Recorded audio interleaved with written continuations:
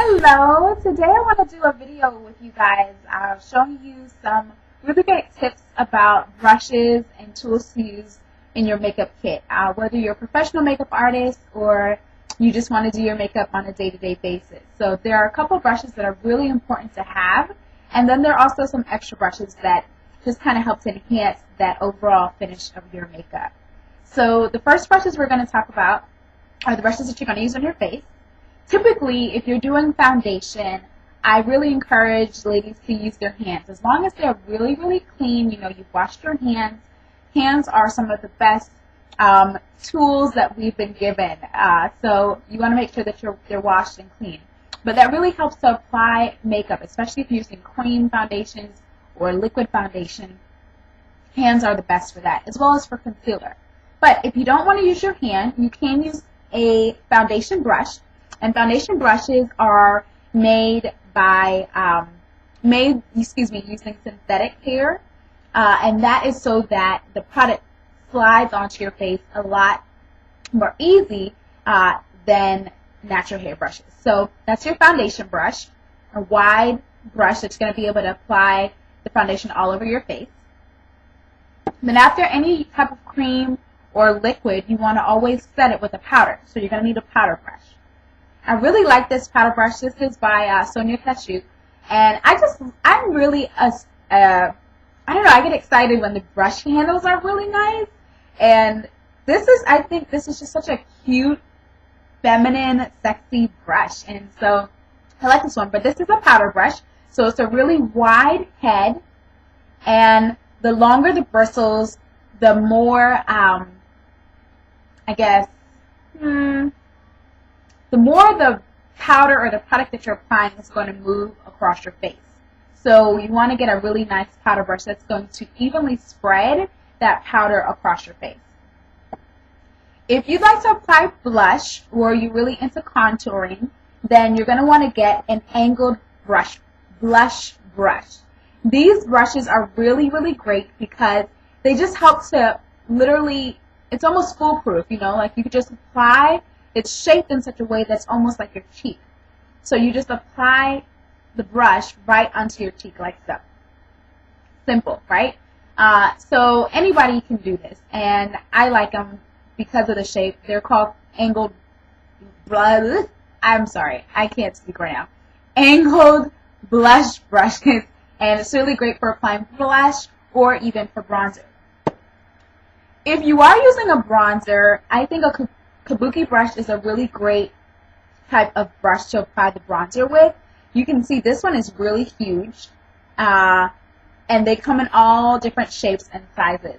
But the really great thing about the Kabuki brush is you can kind of see it's angled, but it's flat. So it gets that product exactly where you want it, so the product doesn't move all over. And so you just kind of dab it on there and, you know, circular motions. So that's your Kabuki brush. Now when you move on to the eye, you want to always make sure that you use the concealer on the lower part of your eyes if you have dark circles, or anywhere else on your face. This is a really great concealer brush by Sigma, and it's the Sigma SS194. So it's a really great concealer brush just because of its size and because it's really great to use to get right in the creases and corners of the eye. Or there are larger brushes like this one by Laura Mercier that allow you to get right around the bottom part of the eye. And it covers almost all that space. So that's a good brush too. But a concealer brush is your next brush. Then for your eyeshadow, you can use tons of brushes for eyeshadow, but I mean, it depends on how many colors you're applying. The first brush that you're going to use is an all-over eyeshadow brush, and this one's a really wide brush. The hair is a natural fiber. It's very short, so it's going to give you a lot of precision and definition for where that color is going to go. That's what you want. The second brush is another Sonia Kashuk brush. As you can see, I really like these. And I like Sigma. I like a lot of brushes. You know, when just in thinking about brushes, it's not really about the brand or the make. It's about the quality. You can buy brushes out there for hundreds of dollars. You can buy brushes for $10. But if the quality is great, that's what's going to be the biggest thing and the most important thing. And does it do what it's supposed to do? You know, there are some brushes that are made with fibers that aren't really great, and so you wonder why when you put your eyeshadow on, it just literally brushes off and it looks like you're not wearing anything.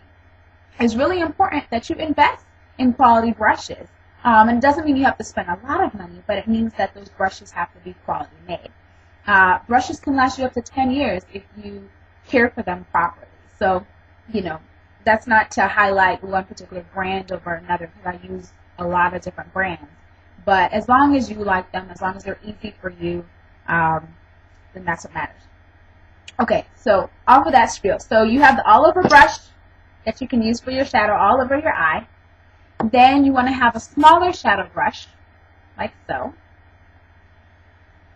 And I really like to use a highlighter under my eyebrow. So a brush like this, which is almost like the smaller eyeshadow brush, is good because it fits right underneath the eyebrow. Now, if you're going to be adding a little bit of depth or contour and color onto your eyeshadow, you want to definitely have some type of crease brush. They come in all different shapes and sizes, from a really wide, kind of chubby one to this SS219 that's a lot skinnier. So they both do the same job. Sorry, you can't see them. They both do the same job in that they help to get into the crease of the eye if you're going to be adding a color in there. But depending on how much color you want to apply and how much precision you want to use is going to depend on you and depend on the look. But these two brushes both do the same job, just one spreads a lot more color on while the other is a little bit more precise. Okay, so these are your blending brushes. Okay. And what I'll do is I'll make sure I put in the description so you guys can see all the different names of brushes and what they do. This is a brush, this is a Ponytail brush, and this is actually by Laura Mercier. Now, I will tell you, this is a really great brush. Anytime you're applying your eyeshadow, it's really great to use a clean brush that you can use to blend several different colors on your eye. This brush does exactly that. So your eyeshadow's already on, you just want to kind of blend it in. It's great. And the reason why it's so great is because you can see it's very, very tall. The hair on the brush is very tall and long. So again, like I said, the longer the hair, the more loosely the color is going to spread on your eye. So this is a really great brush to use. This is not a must-have in your daily kit, but this is an enhancer for sure. Okay. The other brush that isn't a must-have, but it's a really great enhancer, is a smudge brush. This one also is by Laura Mercier, and you can see how tiny it is. I'm just going to kind of zoom in here. You can see how tiny it is. It's a really tiny, tiny brush. It's like not even the width of my pinky. But this is great for doing smoky eye looks. So once you put that first coat of liner or dark color on, you just use this and kind of smudge in from the bottom or even from the top. So it's a really great smudge brush. Now, as we're talking about liners, I really like using gel liners, and so using an eyeliner pencil like this, which is, again, it's very tiny. This is a pointed one, and then there's also an angled brush.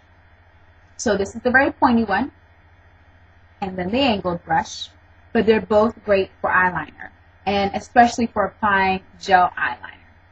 Okay? And then last but not least, well, there are a lot more, but the last of the ones I'm going to show you for eyebrows. An eyebrow groomer is a really great tool to use to kind of brush the hair, keep the hair in place. And then a stiff hair angled brush is really great for applying if you're going to apply powder to your eyebrows. And that's because you can really get the color concentrated on the hair, and it's angled so it kind of flows in the natural motion. For those of you ladies who are very particular about your lips, you can use a lip brush. That really helps to apply the lipstick a lot more precisely on the lips and keep it in the lines. I actually don't have one on me right now, but I'm actually in the market for looking for a new lip brush. So if any of you guys have a favorite one, feel free to comment and let me know what you think. But that's basically it for your brushes. Now, to kind of do a quick recap, the brushes you want to have in your kit: you want to use a foundation brush if you're not down with your hands or if you don't like using sponges. You want to have a powder brush. I would say a contour brush for blush, but any kind of blush brushes will work. Okay, so these are your three major face brushes. Concealer, a large eyeshadow brush, small eyeshadow brush, a crease brush, either big or small, a blending brush, some form of eyeliner. If you're using cream, no, excuse me, if you're using liquid, it usually comes with the brush by itself. But if you're using gel brush, and then an angled brush. So these are a lot of brushes, but they really help to do the job. They do. So, okay, I guess if I had to pick 5, I go with your powder brush, your shadow, concealer, and blending, and angled brush. These are my top 5 for your everyday use. Okay, so I hope you guys enjoyed watching this video. I know it's a little bit all over the place, but I just wanted to kind of show you guys something different than a regular makeup tutorial. I think it's helpful to know brushes. So that's that. Ladies, comment. Let me know what you think. What are your favorite brushes? Okay. Bye, guys. Hope you guys like my new set. Did something different in the house. Got this little cabinet here and just kind of made my space feel a little more at home. So it's weird because it's like I want to look at the screen, but I know I should look in the camera.